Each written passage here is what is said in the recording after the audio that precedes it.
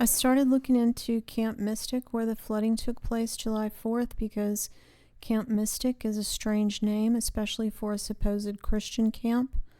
The definition of mystic is relating to mysteries or esoteric rites, occult, of or relating to mysticism or mystics having magical properties. But according to this post from the Camp Mystic staff Instagram account, if you work there as a counselor, you will get exceptional job references. And why would that be? According to Fortune magazine, the camp has been in the same clan for generations and counts relatives of top Texas politicians among its alumni. The camp has reportedly drawn girls from top Texas families during its history. Daughters of Texas Governors Price Daniel, Dan Moody, and John Connally have all attended. John Connally, who was shot next to President Kennedy when he was assassinated in Dallas. The daughters and granddaughters and great-granddaughters of Lyndon Johnson, JFK's successor. Also daughter and granddaughter of James Baker, who was chief of staff to Ronald Reagan and George Bush. This New York Post article says Christian summer camp where girls went missing during devastating flood has been attended by daughters of Texas political elite for 100 years. For 100 years here.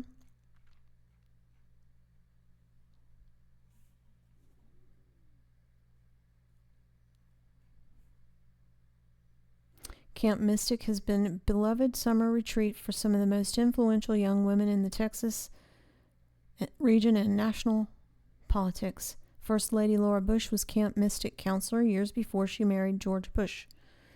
Camp Mystic will celebrate its 100th birthday next year, and it was founded by E.J. Doc Stewart, a former head football coach at the University of Texas. It was founded in 1926. So let's look at E.J. Stewart. He also founded a boys' counterpart titled Camp Stewart, and I think that one was founded first. E.J. Stewart was an American football, basketball, and baseball player, coach, and college athletics administrator. He was also the founder of Massillon Tigers pro football team, who was in a rivalry with another team, the Canton Bulldogs. It says in 1906, Stewart was a figure in a betting scandal between the two clubs, which was the first major scandal in professional football and first known case of pro gamblers attempting to fix a pro sport. Stewart then went on to coach college football, basketball, including Purdue, Oregon State, University of Nebraska, and then baseball coach at Clemson, and then basketball coach at Clemson. And then he led both football and basketball teams at University of Texas for the Longhorns. And after that is when he purchased Camp Mystic in 1926. His father was a Methodist minister, but his grandfather is listed as unknown, so we don't know if he was one of those Stewarts that we talk about on this channel. Maybe, or probably. I could not find that out. This is a camp pamphlet, and that says Goat Hill. In 1939, Camp Mystic was purchased by Agnes and Pop Stacy and kept in continuous operation, except when it was leased out for 2 years to the government from 1943 to 1945 as a convalescent camp for World War II veterans. It says Anne Morgan, daughter of J.P. Morgan, asked Agnes Stacy to help rebuild France after World War I. And then Agnes Stacy helped develop a physical education program to help children traumatized by war. Then after Agnes Stacy returned from Europe, she taught at the University of Texas and went to work at Camp Mystic. Then she and her husband paid $50,000 to purchase Camp Mystic from E.J. Stewart, his estate, at his death in 1939. And I cannot find the history of Agnes Stacy or Pop Stacy. I cannot find their genealogy either. Forbes says the current owners and executive directors are Dick and Tweety Eastland, the third generation to manage the camp, and Dick is Agnes Stacy's grandson, who died in the flooding. It says campers would go on to become executives for Neiman Marcus, dance with London's Royal Ballet, own a Gymboree franchise in the former Soviet Union, or marry well and become the kind of intensely focused volunteers who would probably be happier as CEOs. A Mystic alumni, Catherine Jones, told a reporter, "I don't care where my goddaughter goes to college, but I do care where she goes to camp." And that's a strange thing to say. But here it says on Glassdoor that some people who've gone to work there report an intense cult-like atmosphere. This says the cost of a 30-day session at Camp Mystic is $4,375. And there's more than one campus. But at this campus, on the Guadalupe River, the original one, they accommodate up to 750 students per session. That's what this says. And this says that that was the capacity when the flood occurred.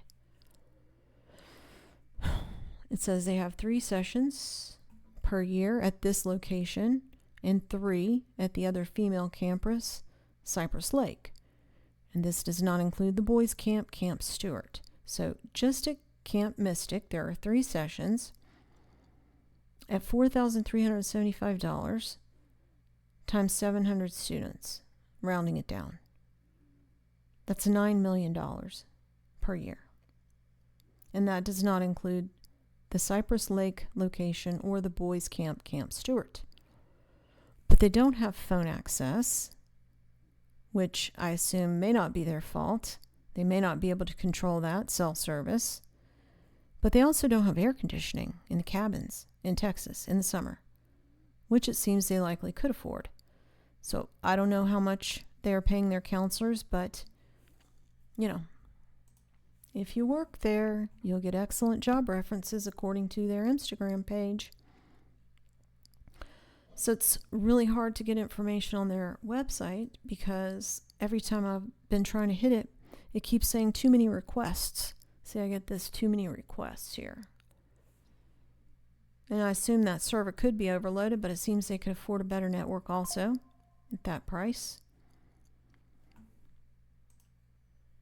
This says that in 1987, the Guadalupe River flash flood killed 10 after raging through a Hill County summer camp, another Christian camp.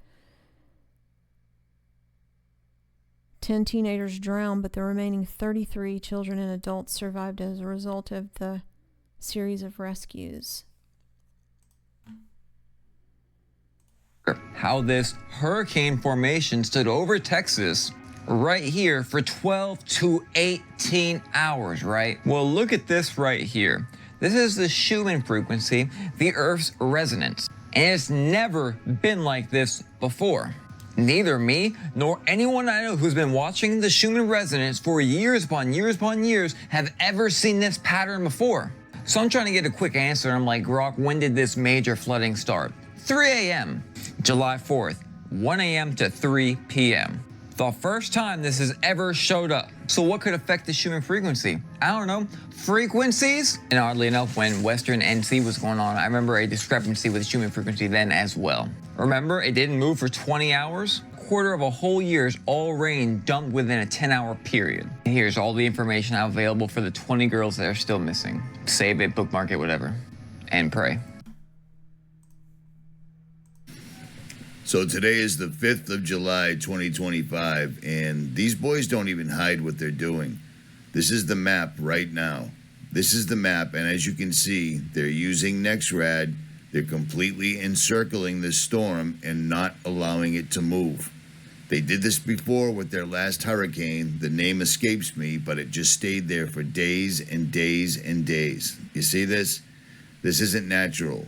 Weather moves unless it's obstructed by overwhelming frequencies, as you can see happening live right now. At this camp, they keep a tradition of tribes. The Blue Tribe, Kiowas near Goat Hill, and Tonkawas. And then they have their inspiration page here. It says Sunday at Camp Mystic is a day of rest, relaxation, and worship. Mystic is a non-denominational Christian camp encouraging campers and counselors to visit Chapel Hill for prayer and Sunday services. Catholic campers attend Mass on the campgrounds. Vespers services are held each Sunday evening on Chapel Hill and are designed to appeal to the spiritual life of every camper. Mystic provides its camp counselors many ways they can grow spiritually. Campers and counselors help lead devotionals after breakfast every morning. Bible studies are offered for campers and counselors alike. Once a term, Mystic offers a sunrise Holy Communion service on Chapel Hill, and nightly cabin devotionals give everyone an opportunity to end the day on a positive, inspirational note. And I guess they have to wear all white, at least for some of these celebrations.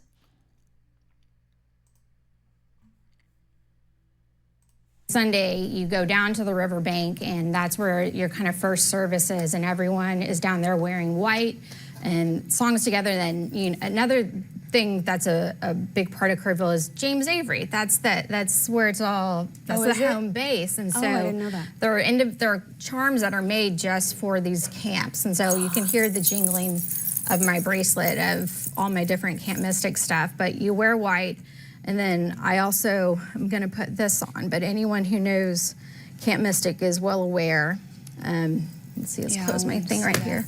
My M, yep, my Camp Mystic M, but I'm going to put it on and I'll just wear it for the rest of the time that we're on air. Because I am a Mystic girl through and through, and we love the Eastlands. Tweety, thinking of you. Yeah. Brad, you want to come in and help us out here? No, I was just looking. I was looking at your picture here. This is all of the girls. Were you in this one? Mm-hmm. So that was the M is one of the awards that's available. I was going to ask, how do you get one? Or of not those, available, one of but those M's? so it's when you're an older camper, and it's actually something that the counselors, they're the ones that choose it, but there are different ideals that everyone is always you strive to achieve throughout a term, and that's one of the things about camp is it's a place to conquer your fears. It's just a place to be a better person, and I think anyone who has probably experienced summer camp in general, and especially Camp Mystic. That says Angels Attack. No, Angels Attic. We will all absolutely agree that we're better people and we are who we are because we went there. Was this on a Sunday here? Everybody's wearing white in the picture. And we do some trickeries on the picture day. They may have asked us to put on white. I'm not really sure. But it's also very likely that it could be a Sunday. And the necklace that I'm wearing right now is from the Ag Awards, so that's another Mystic tradition. I'm decked out in my Mystic gear this morning. Thanks for listening.